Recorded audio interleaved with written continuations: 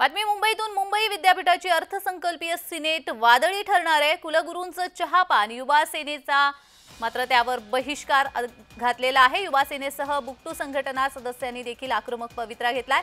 Senate सदस्यांची बैठक ही 2 वर्षांनी होत असल्यामुळे विद्यापीठाच्या गोंधळाच्या कारभारावरती वादळी चर्चा होण्याची शक्यता आहे। या संदर्भात अधिक माहिती देण्यासाठी आमचे प्रतिनिधी चेतन किर्दत आपल्या सोबत जोडले गेलेले। चेतन, काय अधिकचा तपशील आहे?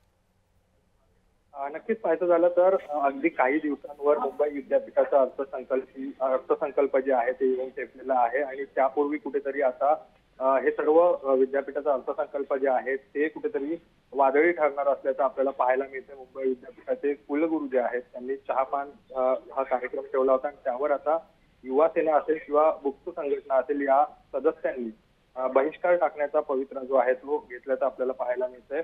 सिनेट सदस्यांची बैठक जी आहे ती 2 वर्षांनी होत असल्याने खरं तर विद्यापीठाच्या गोंधळी कारभारावर वादळी चर्चा होण्याची शक्यता जी आहे ती वर्तवली जात आहे। पाहायचं झालं तर सिनेटवर युवा सेनेचे 10 सदस्य आहेत तर बुक्टूचे 8 सदस्य आहेत आणि अर्थसंकल्पीय सभेसाठी दिलेल्या प्रश्नांमध्ये कुलगुरूंनी काटछाट केली आहे। त्याचबरोबर विद्यापीठाने कुलपतींकडून बैठकीसाठी 2 दिवसांऐवजी 1 दिवसाची परवानगी घेतली।